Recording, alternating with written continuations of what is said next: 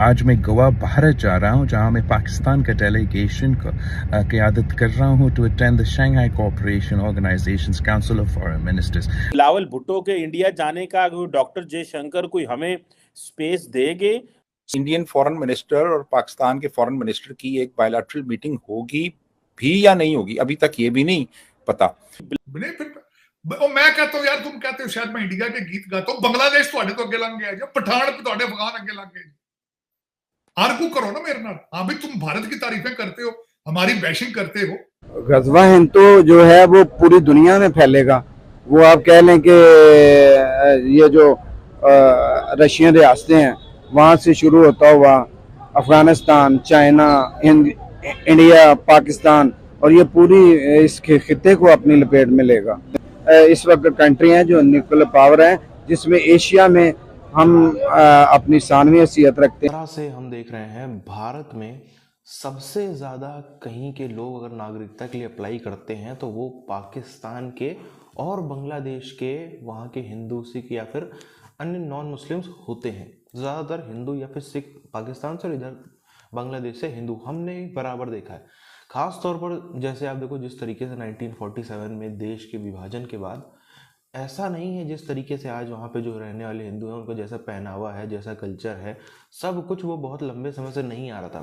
47 के बाद से, पाकिस्तान बनने के बाद से दबाव में आकर के पहनावे से लेकर के, बल्कि एक बड़ी आबादी जो 47 पहले जैसे हम देखें बांग्लादेश वाले एरिया में तो 95% जो हिंदू थे वो तो नॉन वेजिटेरियन होते थे, वहाँ पर तो कुछ ज़्यादा फर्क नहीं दिखा। मगर इधर वाले हिस्से में बहुत बड़ी आबादी थी जो शाकाहारी हुआ करती थी इसके पहले। मगर 47 के बाद से, दबाव में आने के बाद से, अपने आप कुछ वैसा दिखाने की वजह से, कुल मिलाकर सिर्फ और सिर्फ दबाव की वजह से उसी आबादी को जो है उसमें एक बड़े हिस्से को नॉनवेज खाना, बाकी सब चीज़ खाना भी शुरू करना पड़ा। ये आज की हकीकत है।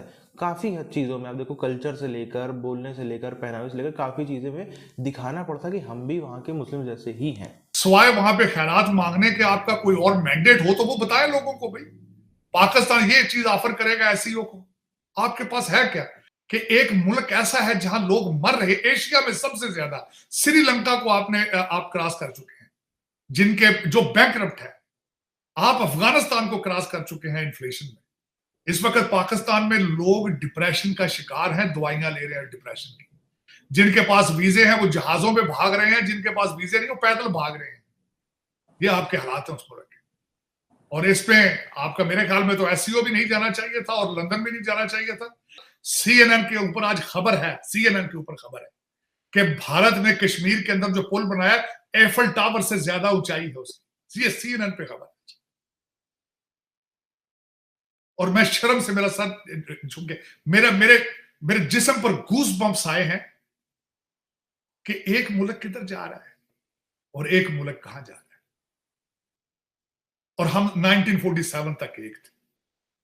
1947 वो एफल टावर से हाईएस्ट लेवल पर उन्होंने कश्मीर पे रेलवे का ब्रिज बनाया। सीएनएन अमेरिका के अंदर खबर थी। फिर मैं ये शेर ना पढ़ूं तो क्या पढ़ूं, फिर मैं चीखूं ना तो क्या करूं। मुझे कई लोग पूछते हैं ये पाकिस्तान बैशिंग को, मैं हूं रोमा में रोड भी नहीं उतरते, रोने पर भी पाबंदी है। चलो ठीक है, भारत को साइड पे रख दो, बांग्लादेश से कंपेयर कर लो अपने आप। शर्म ही नहीं आती लोगों को, पता नहीं क्या बात। जमीर मुर्दा हो चुके हैं, जमीर मुर्दा हो चुके हैं। बस झंझोड़ के खा रहे हैं उसको, पाकिस्तान को तबाही सर। जमीर नाम की चीजें, आज मुझे दुख हुआ है कि वजीर आजम हफ्ते के लिए लंदन क्यों गया। उसका जाना बनता नहीं बनता जा रहा, लेकिन चला गया, कोई पूछने वाला नहीं। जमीर नाम पर मैं क्या करूं, मैं दुख है इस बात। और उसको इंडिया भी नहीं जाना चाहिए। भाई जब तुम उनसे भारतीयों से बात करने नहीं जा रहे हो, जो जम्मू में हादसा हुआ है उसकी सूरत हाल पे आप बताने के लिए आपके पास कुछ नहीं है, then why you going to India to begin with. Shopping करने जाना, आपने सैर करने जाना, पता नहीं क्या ऑब्जेक्टिव क्या है। एससीओ कहते हैं एससीओ की अटेंड करनी है। पहले सारी चीजें आप टीवी आप इंटरनेट पे सारा कुछ अटेंड करते हो, वर्चुअल करते हैं। हाँ जी, अभी बिल्कुल। आप इसको भी जूम पे अटेंड करो या कुछ और अटेंड कर लो। बिस्मिल्लाहिर्रहमानिर्रहीम। बेसिकली आप सल्लम की हदीस पाक है जिसमें यह है कि एक गजवा होगा जिससे गजवा हिंद कहा जाएगा।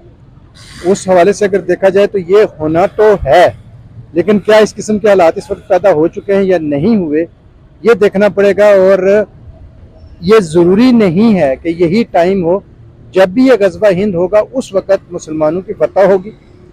जो हमारी रवायात हैं, जो कुरान ने हमें सिखाया है, जो हमें हदीस में बताया है, जो हमने छोटे होते पढ़ा था, आज वो सब कुछ बदल गया है। आज हम अगियार के हाथों ज़लील रसवा हो रहे हैं। और जो हमें अल्लाह ताला ने कहा था फाशी और यानी जिस कौम पे आएगी उसमें ऑटोमेटिकली अजाब नाज़िल होगा, तो आज देखें आप हम किधर खड़े हैं। मस्जिदें वीरान हैं। हमारा ईमान है कि मौत तो एक दिन आनी है, और ये हमारा नहीं, पूरी इस दुनिया में जितने भी मज़ाहिब हैं उन सब ने कुल्लु नफ्सिन ज़ाइक़तुल मौत, उसमें उनका एक ईमान है, उनका एक अकीदा है, उनका एक तसव्वुर है कि इसका जायका तो सब ने चखना है। सबसे पहली बात यह है कि हम दुनिया से इस वजह से आगे हैं कि हमें अल्लाह ताला ने ईमान की दौलत से नवाज रखा है। अगर दुनियावी तौर पर हमारे पास जो असबाब वो कुछ कम है, तो उसकी वजह यह है कि हमने उसके लिए पूरी कोशिश नहीं की या दयानतदारी नहीं दिखाई जो हमें दिखानी चाहिए थी। बीइंग ए मुस्लिम, अल्लाह ताला ने हमारे लिए जो क्राइटेरिया मुकर्रर कर रखा है उस क्राइटेरिया पर हम अपने आप को पूरा नहीं उतार सके। आज भी दुनिया में मुसलमानों दुनिया में भी हमारी जो रवायात हैं, हमारा जो कल्चर है, हमारा जो मुआशरा है वो अल्हम्दुलिल्लाह बेहतर है। बिल्कुल सही हो गया सर। कोई मैसेज देना चाहेंगे व्यूअर्स को, कोई आखिर में? आपने आजकल की महंगाई के बारे में कुछ पूछा ही नहीं।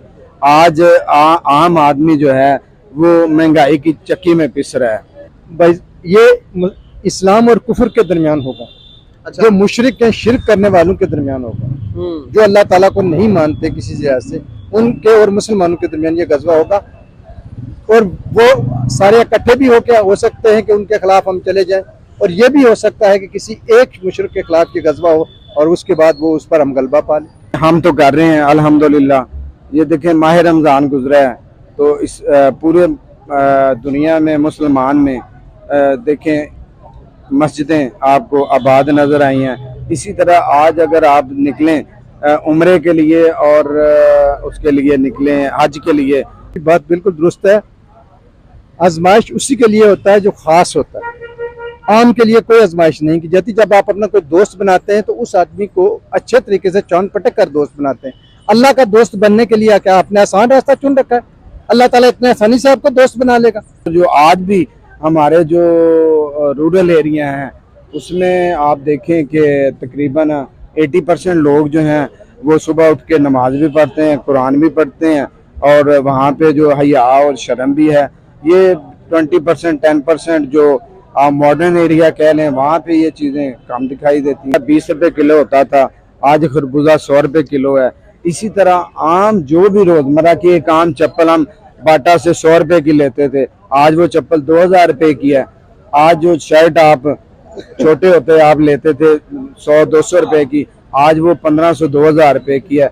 और ख़ासकर जो सरकारी मुलाजम है जिसकी देखा है पाकिस्तान का विभाजन हुआ उसके बाद से एक नहीं अनेकों खबरें जो हैं वो आती रहती। हर चंद दिनों में कोई ना कोई खबर आती रहती कि आज फलाना फलाना मंदिर था उसको वहाँ पे नष्ट कर दिया गया, आज फलाने फलाने मंदिर के ऊपर जो है हमला कर दिया गया, आज ये कर दिया, आज मूर्तियाँ तोड़ दी। ये सब जो है आम बात है पाकिस्तान से या बांग्लादेश से, जो कि पहले पाकिस्तान का हिस्सा हुआ करता था, उनसे ऐसी खबरें इस टाइप की आना।